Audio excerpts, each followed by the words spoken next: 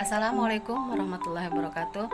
Saya Retno Wijayanti, mahasiswi dari Universitas Pancasakti Bekasi, Fakultas Ekonomi Program Studi Manajemen. Nomor NIM saya 289205059. Saat ini saya sedang melaksanakan tugas ujian akhir semester mata kuliah Public Speaking and Negotiation.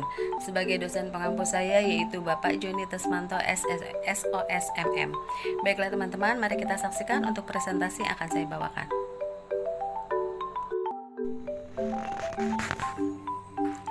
Bab 1, pendahuluan mengenai latar belakang public speaking and negotiation.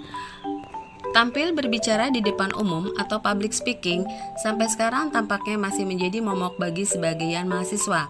Bahkan di depan kelas saja tidak semua mahasiswa memiliki keberanian untuk berbicara. Kepercayaan diri mahasiswa untuk tampil berbicara di depan umum atau public speaking masih sangat kurang. Dalam dunia perkuliahan, kepercayaan diri dalam melakukan public speaking sangat dibutuhkan oleh mahasiswi, khususnya dalam melakukan tugas-tugas kuliah seperti presentasi di depan kelas.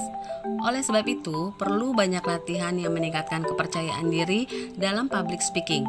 Salah satu faktor penyebab kurangnya kepercayaan diri dalam melakukan public speaking adalah kemampuan interaksi sosial yang rendah. Tujuan penulisan.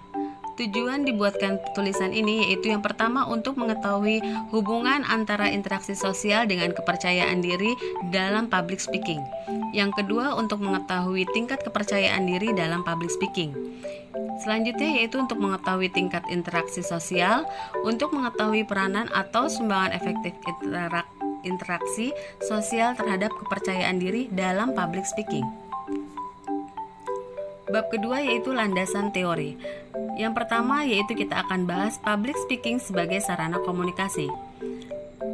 Keberadaan public speaking yang berperan dalam komunikasi yaitu public speaker atau komunikator sebagai pembawa pesan dan mempunyai kemampuan menyampaikan gagasan yang ada di pikirannya kepada audiens. Pada kesempatan memberikan saran, mengkritik, memberikan suara, mewakili organisasi, dan memberikan keputusan, maka teknik public speaking sangatlah penting, sama pentingnya dengan komunikasi individu-individu lainnya yang efektif. Public speaking sendiri mempunyai beberapa jenis kegiatan, di antaranya yaitu pidato atau orasi, presentasi, khotbah, memberi sambutan, diskusi publik, dan penutup. Setiap orang dapat menyampaikan pidato dengan baik bila mereka mengetahui dan mempraktikkan penyampaiannya, pengendalian dan penampilan pada saat berpidato.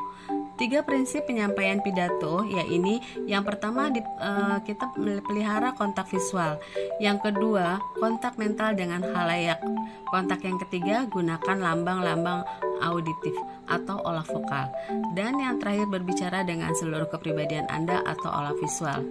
Dalam menyampaikan pidato, selain memperhatikan penyampaian pidato, kita juga harus memperhatikan pengendalian pada saat berpidato, seperti keyakinan, sikap yang tegak, percaya diri, dan jangan menghindari tatapan atau pandangan mata dengan pendengar.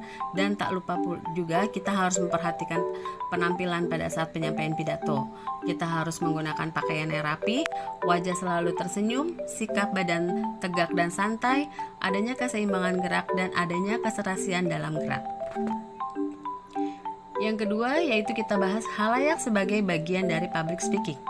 Seperti dikatakan Effendi Onong Ujana dalam bukunya Ilmu Komunikasi, ciri-ciri komunikasi massa adalah sebagai berikut. Yang pertama, komunikasi massa berlangsung satu arah berbeda dengan komunikasi antar persona yang berlangsung dua arah atau two-way traffic communication.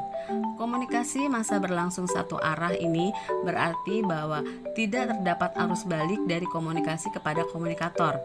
Dengan demikian, si pemberi berita tidak mengetahui tanggapan dari pembaca atau si pendengar berita tersebut. Yang kedua, komunikator pada komunikasi melembaga, media massa atau si pembicara sebagai saluran atau yang menyampaikan komunikasi merupakan perwakilan dari lembaganya. Oleh karenanya, si komunikator memiliki keterbatasan yang harus diikuti demi menjaga nama baik lembaganya. Yang ketiga yaitu pesan pada komunikasi massa bersifat umum. Pesan yang disebarkan melalui media massa bersifat umum atau publik karena ditujukan kepada umum dan mengenai kepentingan umum. Selanjutnya yaitu kekuatan sekaligus pengendalian emosi untuk keberhasilan komunikasi. Dalam public speaking, pembicara yang efektif adalah yang seperti tayangan iklan itu melekat kuat di benak pemirsa karena hasilnya menyentuh emosi mereka dengan menciptakan emosi yang cukup dan terus-menerus membangkitkan saat presentasinya berlangsung, sehingga hadirin akan terus mengingat terus emosinya saat dia menjelaskan produknya yang telah dipresentasikan. Emosi di sini adalah bagian sangat penting dalam public speaking. Pembicara yang sukses biasanya menggunakan cerita untuk menciptakan emosi, membangun emosi, serta menancapkan dengan kuat di hati para hadirin. Bab ketiga pembahasan, yaitu di sini pertama kita akan bahas mengenai teknik dalam penyampaian presentasi dalam negosiasi. Berikut ini teknik presentasi yang perlu diperhatikan pada saat akan presentasi dan saat presentasi. Yang pertama yaitu menentukan topik. Merumuskan judul erat kaitannya dengan pemilihan topik. Kriteria topik menurut Jalaluddin Rahmat sebagai berikut. Topik sesuai dengan latar pengetahuan, menarik minat pendengar, sesuai dengan pengetahuan pendengar. Topik harus jelas ruang lingkup dan pembahasannya, sesuai dengan waktu dan situasi, dapat ditunjang dengan bahan yang lain. Judul yang baik memenuhi 3 syarat. Yang pertama relevan, artinya ada hubungan dengan pokok bahasannya. Yang kedua proaktif, ialah menimbulkan hasrat ingin tahu dan antusiasme pendengar. Yang ketiga singkat, berarti mudah ditangkap maksudnya dan mudah diingat. Yang kedua yaitu menentukan tujuan. Yang ketiga kenali audiensi. Yang keempat persiapan materi dan bahan. Yang kelima menimbulkan rasa ingin tahu. Dan keenam penyampaian dan pemilihan kata. Yang ketujuh jangan membacakan materi. Yang kedelapan sering melakukan kontak mata. Menurut Equine Ehrik dan Geir Ehrenhaus, ada 3 praktek dalam menggunakan kontak mata sebagai berikut. Yang pertama, pandanglah tepat pada matanya. Yang kedua, kontak mata dengan sekelompok orang membuat mereka merasa sungguh-sungguh diperhatikan oleh pembicara. Yang ketiga, berbicara lewat mata. Yang kesembilan yaitu alat peraga dan penggunaan gambar. Dan terakhir yaitu penampilan. Manajemen kritik pidato atau presentasi. Cara menjawab kritik saat presentasi. Yang pertama, diam sejenak. Yang kedua, ucapkan terima kasih. Yang ketiga, ulangi kembali apa yang dikatakan. Yang keempat, negosiasi dengan hormat. Yang kelima, minta waktu untuk follow up. Selanjutnya, pembahasan evaluasi diri atau menggali potensi agar dapat memberi yang lebih baik. Evaluasi diri sendiri menjadi poin penting yang seharusnya kamu lakukan untuk menentukan apa yang menjadi tujuan kamu. Membiasakan diri dengan evaluasi diri sendiri adalah kegiatan positif. Pernahkah kamu bertanya kepada diri sendiri, apakah sesuatu yang kamu lakukan hari ini merupakan sesuatu yang benar atau salah? Apakah yang kamu lakukan benar-benar sesuatu yang kamu inginkan? Pembahasan berikutnya yaitu kiat-kiat mengelola kritik dalam aktivitas public speaking. Yang pertama, tarik napas atau pelatihan pernapasan. Kedua, jeda, kuasai materi, relaksasi tubuh, persiapan latihan, tertawa, relaksasi suara, smile, know the room, ubah persepsi.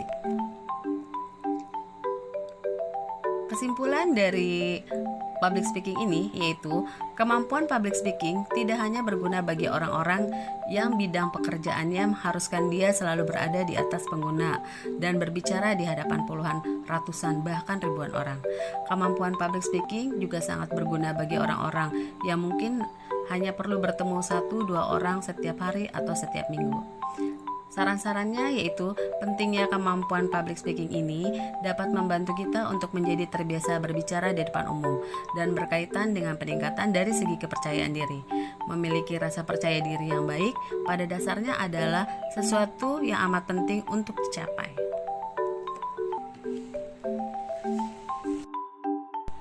Demikian teman-teman presentasi yang telah saya bawakan. Semoga apa yang sudah saya sampaikan tadi akan dapat bermanfaat bagi kita semua. Terima kasih. Wassalamualaikum warahmatullahi wabarakatuh.